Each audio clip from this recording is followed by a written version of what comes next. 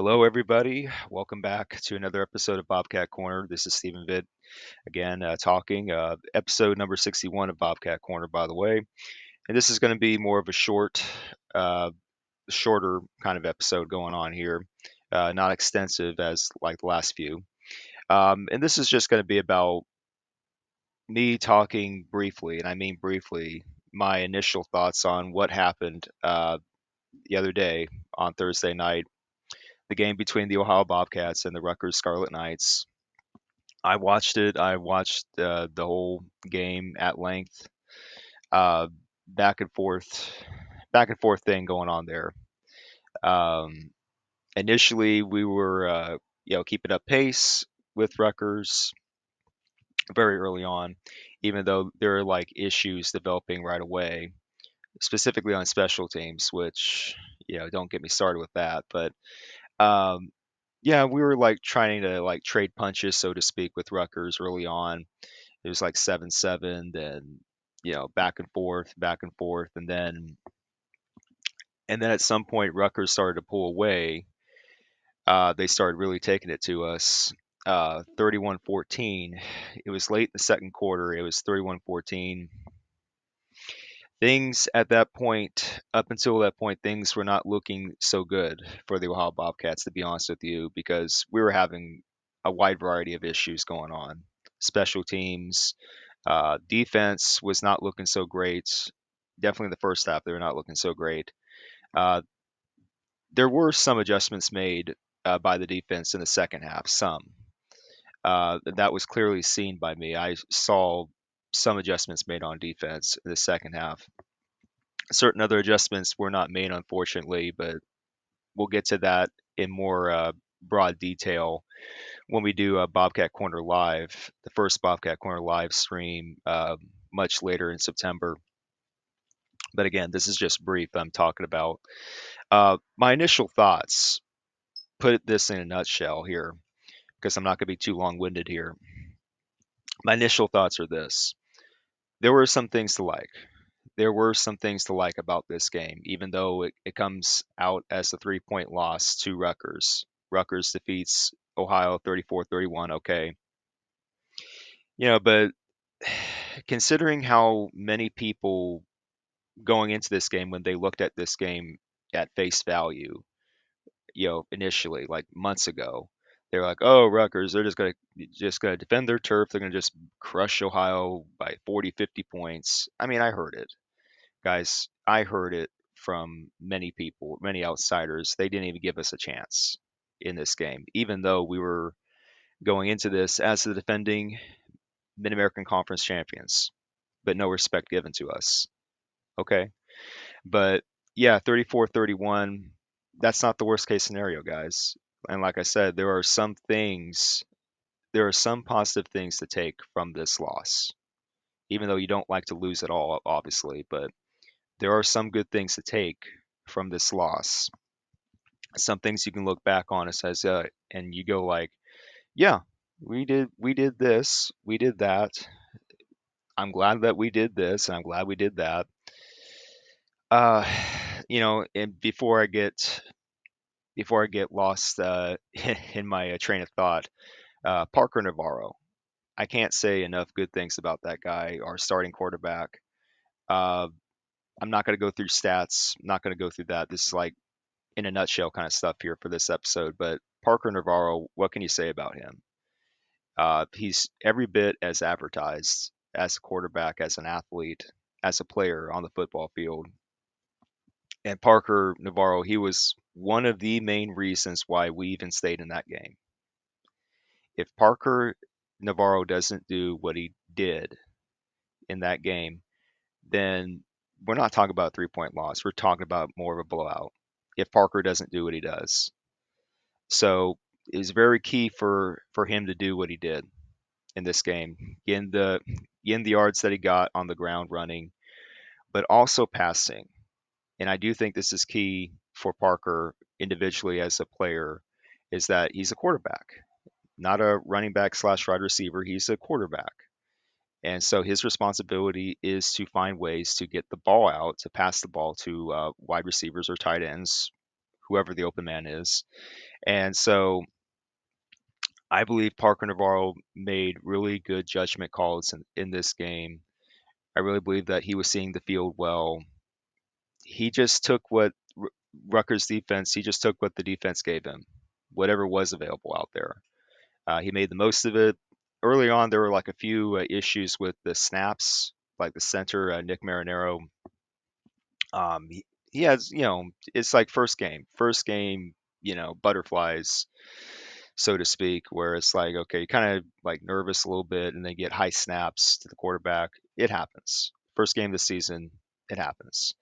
But like as the game went on, the offensive line settled down quite a bit, and we were able to get things going on offense.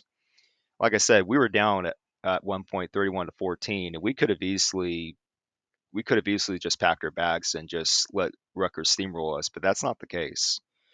And I don't think that's going to be the case at all for this team this year, because this is going to be a highlighted point that I'm going to make here about the Ohio Bobcats for this game.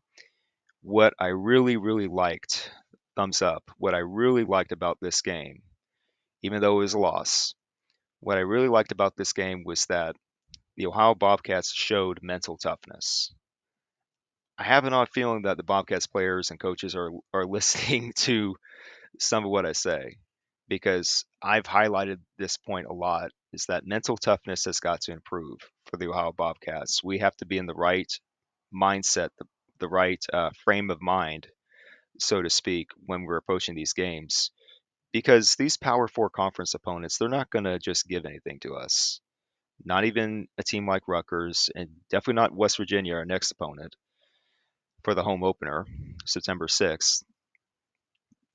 So I liked what I saw when it comes to the character of the team, when it comes to the mental status of this team. I liked it. I had good feelings when I started to see the Bobcats fight back.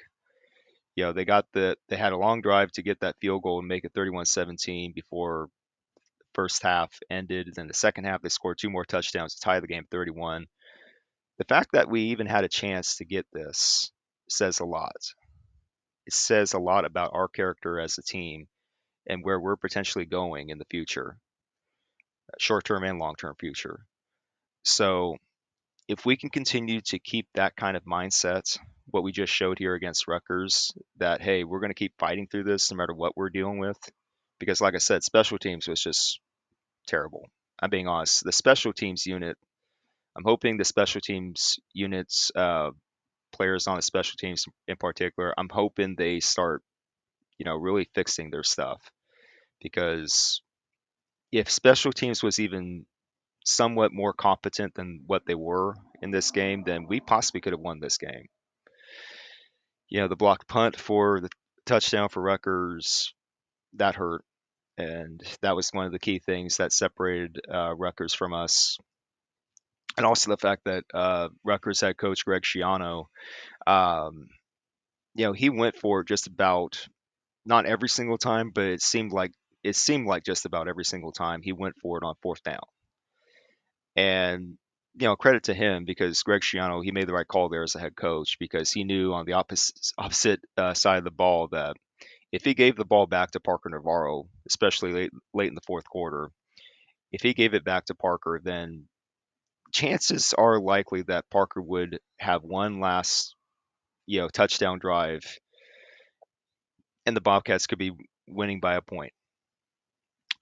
It's, I guess one point I'm trying to make here, guys, is that we're not that far off. We're not as far off as what many people or the talking heads experts would want you to think. So, yeah, I mean, credit to Rutgers. The Rutgers Scarlet Knights, they had to do what they had to do. They made the right calls when they had to. Um, you know, can't can't blame them from doing what they did. Like I said, Greg Schiano, he made the right call when he went for it on fourth down.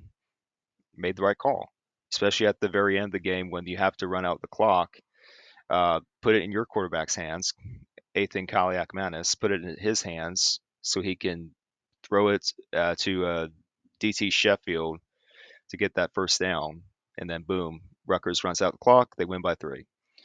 But the fact that it ended like that, the fact that it ended in that kind of fashion, close, it gives me, I know it sounds crazy, but it gives me this kind of reassurance that's like, we're not that far off, guys. Any Bobcats players, coaches listening to this, I don't know if anybody, you know, there is listening to this, but it's like, guys, we're not that far off. I'm here to tell you guys this. We're not that far off. If we just fix certain things about our team, these are not like big things. These are like certain little things. If we fix those certain little things about our team and those things that unfortunately happened, if those unfortunate things did not happen, then we're talking about a Bobcat upset victory here. That's how close we were probably to getting this upset victory. So, I mean, I heard it, going in to the season that many people were just counting us out, that Rutgers was just going to, you know, bully us around and do whatever. But that's not what happened here. That's not what happened here. We were able to, even with our defensive issues that we did have, we were actually able to get Rutgers off the field a couple times so that we could get the ball back. So, like I said, reassuring. Even though it was a loss, it was reassuring. And also, shout out to my friend Larry Crane, Larry K, over at Night Watch. Once again, I thank Larry for having me on his show to do that preview show for the Ohio at Rutgers game. It was fun. Had fun doing it. Um, yeah, and so now with this unfolding, I'm actually hoping that Rutgers does have a good season, that they carry their own kind of momentum throughout the season, actually win plenty of games, and hopefully, again, I know this sounds crazy, like hopefully Rutgers can actually make it to the Big Ten championship game, because that would look good on our resume. That, hey, we played a Big Ten team that actually made it to the Big Ten championship game. That's the hope, but Rutgers has a long way to go. So yeah, shout out to Larry K. Thanks, Larry, for having me on your show. I'd love to collaborate again at some point down the road. So yeah, this is just going to be brief. 34-31 loss. Okay, we start the season 0-1, but some positives. I want to keep reiterating this to you guys listening to this right now. Some positives to take. I love the mentality that we showed. We didn't give up. We kept fighting, actually trying to make it a ball game. I'm happy about that. Certain issues we got to fix. Yeah, we got to fix certain things. But compared to what I saw with other Mid American Conference teams when they were playing Big Ten teams, I was not impressed by any of that, by any of those guys. Miami of Ohio, Buffalo, they did not show up in their games. Whereas with us, the Ohio Bobcats, we actually tried. We tried to make it a game with Rutgers. We're further along than what we think, even. So I'm encouraged. I'm reassured. I'm looking at this glass half full. Bobcats players, coaches, again, if you're listening to this, take this as a glass half full approach. Yeah, it's a loss. That stinks, but I'm reassured, and you guys should be too. Run the gauntlet. Now we're going on to the second part of the gauntlet, which is West Virginia at home. Let's get it going, guys. Let's get it. Anyway, yeah, there's a brief episode here for Bobcat Corner episode number 61. Just wanted to give you my initial thoughts on this game. Yeah, we do need to clean up some things, especially on special teams, and some things on defense. Pass protection you know, got rattled a little bit. Secondary got exposed a little bit. Run defense, we have to do a better job tackling and spacing between wideouts and cornerbacks. That's got to change too. Like I said, the certain little things, but overall, I'm reassured. The offense looks great. When it's on, it's on. Parker Navarro and Chase Hendricks, shout out to him, wide receiver. He did well in this game. C.A. Bangura, he's going to be okay. He's going to be fine. He has, quite a bit of carries for some yards. So, yeah, I'm going to be extensively talk about this at Bobcat Corner Live in the live stream later on in September. I promise, guys. So, yeah, this is Stephen Vitt talking again. Hope you guys are having a good day. Whenever you guys watch this, I'll be updating more for Bobcat Corner. This is Stephen Vitt reporting again. Take care, guys. Oh, you. Oh, yeah. Bye.